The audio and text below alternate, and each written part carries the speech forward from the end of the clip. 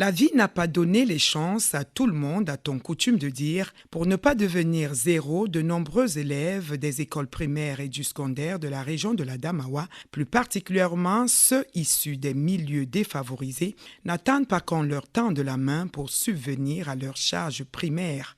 Certains vont jusqu'à payer leur scolarité avec le gain de leur débrouillardise. Dans la ville de Ngaoundéré, ces élèves font du one leg in school and one leg in business, leur dada. Dans leur sac d'écolier, ils ont généralement des habits de rechange et leurs petites marchandises, parmi lesquelles des accessoires de téléphone et autres gadgets, powerbank, écouteurs, cartes mémoire et j'en passe, qu'ils proposent aux clients une fois la journée d'école terminée et dès la sortie des classes. Un revirement qui les conduit pendant le restant de la journée dans les bars, les gares routières et voyageurs, tous ces lieux de grande affluence et de regroupement au sortir du travail pour ces clients qui y trouvent leur compte. Parfois le temps d'un dépannage pour un téléphone déjà déchargé, un powerbank ou un chargeur acheté vite fait règle le problème avant qu'on ne regagne son domicile. Ces élèves commerçants d'un autre genre alternent ainsi leurs casquettes le long de l'année pour s'en sortir. Et malgré le regard de la société, ils nourrissent l'espoir d'évoluer et d'atteindre un jour leur objectif. Pour certains d'ailleurs,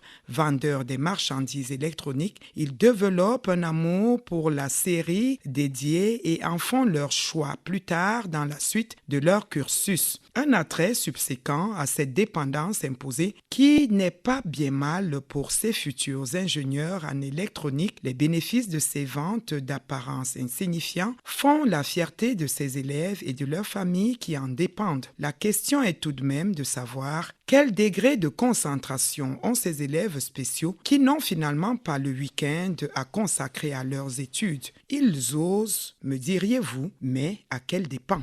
Nous avons en ligne de Ngaoundéré le professeur Germain Fabrice Meninga, qui est le doyen de la faculté des sciences de l'éducation de l'université de Ngaoundéré. Professeur, merci d'avoir accepté notre invitation. C'est plutôt moi qui vous dis merci d'avoir pensé à moi pour apporter quelques éléments de clarification par rapport à la thématique. Alors, vous avez observé certainement le phénomène que nous décrivons. Quel est votre avis là-dessus? Par rapport au phénomène que vous venez de décrire dans votre chronique, je voudrais confirmer le fait que, effectivement, dans la ville de Ngaoundéré, dans un certain nombre d'établissements d'enseignement secondaire, même au niveau de l'université, on constate qu'il y a des jeunes qui, en dehors de leurs heures de cours, se donnent à ce genre d'activité consistant à vendre un certain nombre d'objets en vue de survivre. Je voudrais d'abord situer le contexte, Allez-y. de l'activité, Oui. dans lequel nous allons opérer une petite analyse.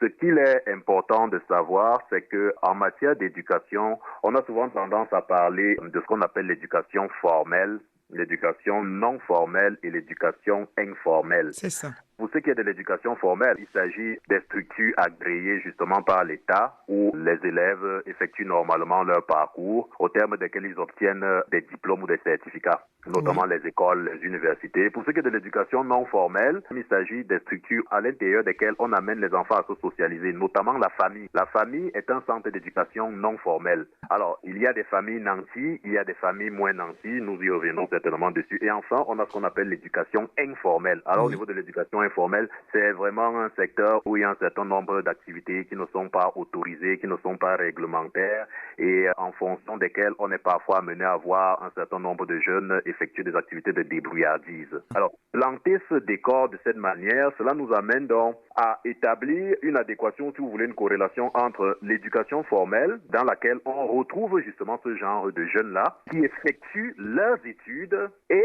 justement l'éducation soit non formelle, soit informelle. Au niveau de l'éducation non formelle, quand vous voyez un enfant au sortir des classes, parfois même en situation de classe, se mettre à faire de la vente d'un certain nombre d'objets pour essayer de subvenir à ses besoins primaires, on peut émettre l'hypothèse selon laquelle, au sein de sa famille nucléaire, soit les parents n'ont pas suffisamment de moyens pour lui permettre de mener convenablement ses études, soit il n'y a même pas de famille. Donc l'enfant évolue carrément dans la débrouillardise. Ce qui m'amène donc à opérer la deuxième adéquation entre l'éducation formelle et l'éducation informelle. Puisque l'école est généralement considérée comme le centre de production des connaissances à partir duquel les enfants socialisent, acquièrent un certain nombre d'outils pour leur permettre plus tard d'avoir un travail. Puisqu'on y croit, cela amène les jeunes à redoubler d'efforts justement en même temps que se donner à ce genre d'activités informelles. Parce que quand on parle des activités informelles, elles ne sont pas régies par l'État.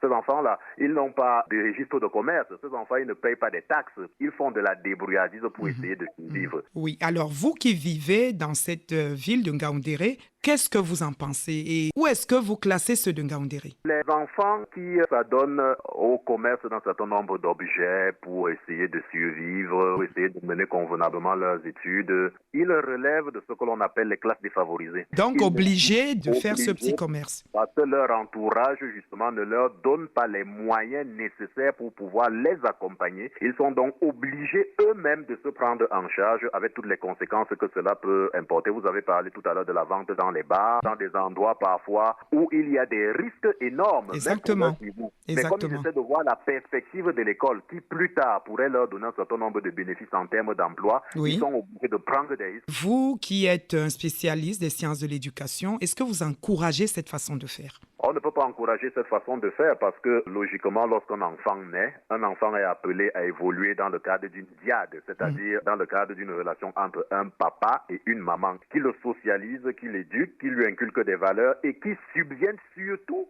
à ses besoins. Donc, nous n'encourageons pas, ce sont des faits que nous constatons, dont nous essayons de donner en termes d'analyse des explications devant permettre de comprendre pourquoi est-ce que ces enfants effectuent ce genre d'activité. Et naturellement, par la suite, on peut proposer un certain nombre de solutions pour essayer de faire en sorte que le phénomène diminue, qui pourrait être récupéré par les instances dirigeantes. Alors, mais dites-nous, est-ce qu'un enfant comme celui-là qui fait ce commerce parallèlement à ses études, est-ce qu'il a des résultats probants, des bons résultats à l'école? Vous m'amenez là à parler de ce qu'on appelle les structures de la personnalité.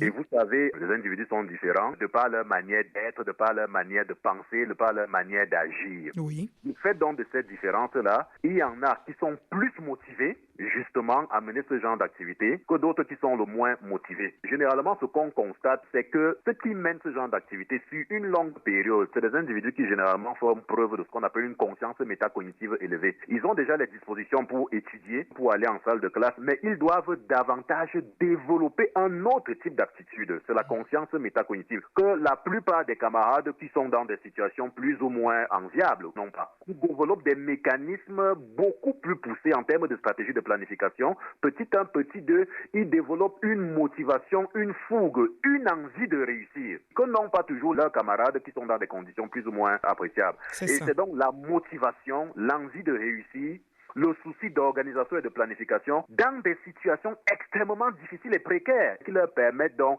d'essayer de joindre les deux bouts. Mais pour établir une sorte de parallèle avec ce qui se passe dans certains pays développés. J'allais en venir. Est-ce que c'est une copie de ce qui se fait à l'Occident? Parce que là-bas également, on a des gens qui vont à l'école, mais qui font des petits boulots parallèlement pour survivre. Et ça marche. Ça marche de ce côté-là. Effectivement, de l'autre côté, il y a des gens qui font des petits boulots. C'est d'ailleurs autorisé pour les étudiants dans certains pays. Dans certains pays, il y a même des pays, par exemple au niveau de l'Europe du Nord, des pays comme la Norvège, vous allez voir, c'est un peu mieux structuré là-bas parce qu'il y a des appuis financiers. Lorsqu'on constate que des individus sont en situation de pénibilité et de difficulté, l'école, à travers l'État, met en place un certain nombre de mécanismes de financement pour accompagner ces jeunes-là à mener leurs activités à la fois scolaires et extrascolaires. C'est ça. Dans notre contexte africain et précisément camerounais, ce n'est pas tout à fait le cas. Comme vous le savez très bien, notre pays traverse des situations assez difficiles sur le plan économique, sur le plan financier. Nous sommes carrément, je vais le dire ainsi, en situation de quasi-résilience par rapport à un certain nombre de chocs à la fois exogènes et endogènes. Et par rapport à cette situation difficile-là, l'État ne peut pas toujours agir tel qu'il le souhaiterait. Cependant, comme le disait le président de la République, la jeunesse a toujours été et reste le fer de lance de la nation. Justement, ces enfants ont besoin d'accompagnement. Pour l'instant, nous ne parlons que de la ville de Ngaoundéré, mais si vous allez du côté de Garoua, si vous allez du côté de Maroua, l'extrême nord, dans la plupart des villes du Cameroun, c'est un phénomène général. Et plus les jeunes issus des classes défavorisées vont s'enliser dans ce genre de situation, plus ça peut être une bombe à retardement. Il est donc important que, au-delà des analyses que nous effectuons, qu'il y ait une réelle prise en charge de ce phénomène pour qu'il puisse du moins être diminué et jugulé. Voilà qui est dit, professeur. Nous allons sortir par là. Si vous avez un autre message à adresser à ces élèves commerçants précisément et peut-être un autre conseil aux autorités, aux décideurs, quel serait ce message? Ce que je dirais à nos jeunes élèves, c'est que même s'il faille qu'à un moment donné, que l'État puisse effectivement prendre en charge ces élèves qui évoluent dans des situations difficiles, il ne faut jamais oublier que la vie en elle-même est une question de résilience. Et aux gouvernants, aux décideurs? Aux décideurs, nous pourrons effectuer un plaidoyer pour que l'État puisse, en termes de priorités secondaires, jeter un regard davantage accru sur la situation des élèves qui évoluent dans ce genre de situation entre l'école et la vente illicite d'un certain nombre de produits pour essayer de juguler ce phénomène. Voilà qui est dit, professeur. Votre message est certainement passé. Professeur Germain Fabrice Menyenga, doyen de la Faculté des sciences de l'éducation de l'Université de Ngaoundéré, nous vous disons merci d'avoir répondu à cette invitation. C'est moi qui vous dis merci et je reste disponible pour les prochaines séances de travail.